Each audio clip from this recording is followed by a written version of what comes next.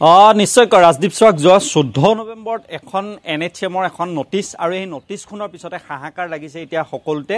আৰু যেহেতু ইতিমধ্যে উল্লেখ কৰিছো যে 30খন জিলাৰ প্ৰায় 217 গৰাকী চিকিৎসকক ইতিমধ্যে নিজৰ চিকিৎসা বৃত্তিৰ পৰা অব্যাহতি দিয়া হৈছে কাৰণ এটাই তেওঁলোকে আসলতে চৰকাৰৰ বিৰুদ্ধে প্ৰতিবাদ কৰিছিলে তেওঁলোকে চৰকাৰৰ বিৰুদ্ধে ৰাজপথত তেওঁলোকে প্লে কাৰ্ড লৈ ওলাই আহিছিলে সেইবাবে তেওঁলোকক 14 নৱেম্বৰ দিনাখন এখন নটিছ জাৰি কৰিছে আৰু নটিছ জাৰি কৰি প্ৰায় 217 গৰাকী যি চিকিৎসক আছে চিকিৎসকক নিজৰ চিকিৎসা বৃত্তিৰ পৰা অব্যাহতি দিয়া হৈছে এতিয়া এই মুহূৰ্তত যদি মই উল্লেখ কৰোঁ তেতিয়া হলে শিৱসাগৰৰ যিটো চিকিৎসা খণ্ডৰ যিটো পৰিৱেশ সেই পৰিৱেশটো আপোনাক যদি মই কওঁ তেতিয়া হলে কিছুদিন পূৰ্বে আমি প্ৰতিনিধিয়ে বাতৰি পৰিৱেশন কৰিছিলো শিৱসাগৰৰ যিখন অসামৰিক চিকিৎসালয় আছে অসামৰিক চিকিৎসালয়খনত আজি বহুদিন ধৰি এই যি চিকিৎসালয়খন আছে চিকিৎসালয়খনত এজন মেডিচিন ডক্টৰ নাই যাৰ পৰিপ্ৰেক্ষিতত সেই চিকিৎসালয়খন কিছু ডক্টৰে আছে কেইজনমান ডক্টৰে আসলে চাই থাকিবলগীয়া হৈছে যি এজন ডক্টৰ থাকে সেইজন ডক্টৰে ডেইলি প্ৰায় 200 পৰা 250 যি পেচেণ্ট সেই পেচেণ্ট চাবলগীয়া হয় এনে সময়তে স্বাস্থ্য খণ্ডৰ এই যিটো সিদ্ধান্ত সেই সিদ্ধান্ত এতিয়া হচকিত কৰি তুলিছে সমগ্ৰ যি চিকিৎসা বৃত্তি হয় বা সাধাৰণ যিসকল লোক আছে আৰু এই মুহূৰ্তত যদি মই উল্লেখ কৰোঁ যি গ্ৰাম্য অঞ্চলৰ যিসমূহ চিকিৎসক আছিলে সেই চিকিৎসকসমূহ প্ৰায় যি 217 জন চিকিৎসক আছিলে সেই গোটেই 217 জন গ্ৰাম্য অঞ্চলৰ চিকিৎসক আছিলে আৰু শিৱসাগৰ জিলাৰ অন্তৰ্গত ডিমৌ স্বাস্থ্য খণ্ডৰ যি দেউৰিটিং স্বাস্থ্য খণ্ড আছিলে নিতাইপুখুৰী স্বাস্থ্য খণ্ড আৰু বাম ৰাজাবাৰী স্বাস্থ্য খণ্ড কিন্তু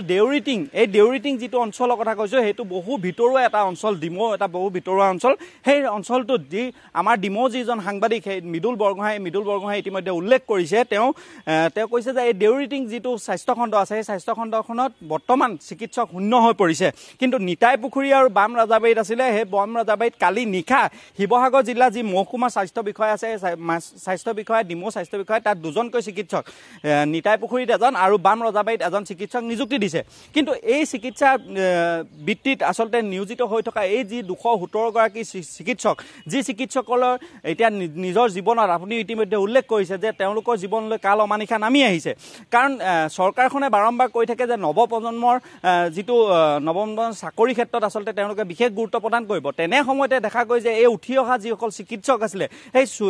চিকিৎসকসকলৰ ক্ষেত্ৰত আসলতে এনে হঠকাৰী যি সিদ্ধান্ত সেই সিদ্ধান্ত আসলতে হচকিত কৰি তুলিছে সকলোকে আৰু এই গোটেই বিষয়টোৰ ক্ষেত্ৰত বৰ্তমানলৈকে যিগৰাকী স্বাস্থ্যমন্ত্ৰী আছে স্বাস্থ্যমন্ত্ৰীয়ে হওক বা অসমৰ যিগৰাকী মুৰব্বী অসমৰ মাননীয় মুখ্যমন্ত্ৰীয়ে এতিয়ালৈকে কোনো ধৰণৰ প্ৰতিক্ৰিয়া প্ৰকাশ কৰা নাই কিন্তু এই যিসকল চিকিৎসক আছে সেই চিকিৎসকখিনি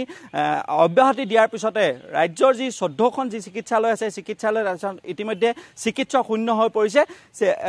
আপুনি যদি চাই তেতিয়াহ'লে গ্ৰাম্য অঞ্চলৰ যিসকল লোক আছে সেই লোকসকলে আসলতে এই যিসকল চিকিৎসা ক্ষেত্ৰত আসলতে যিসমূহ প্ৰাথমিক চিকিৎসা কেন্দ্ৰ থাকে সেই চিকিৎসা কেন্দ্ৰটোৱে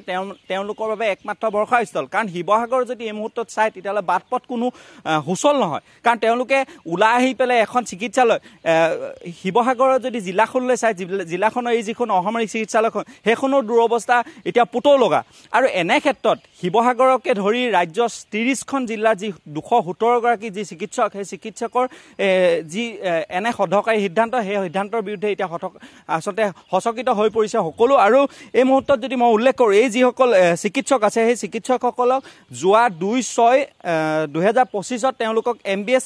MBBS চিকিৎসক হিচাপে নিযুক্তি দিয়া হৈছিল আৰু তাৰ পিছত এনে হঠকাৰী সিদ্ধান্ত সেই হঠকাৰী সিদ্ধান্ত এতিয়া সকলোৰ বাবে এক অবুজ হাতৰ হৈ পৰিছে ৰাজদীপ জ্ঞাপন কৰিছোঁ আপোনাক মুজাক্কিৰ সবিশেষ জনোৱাৰ বাবে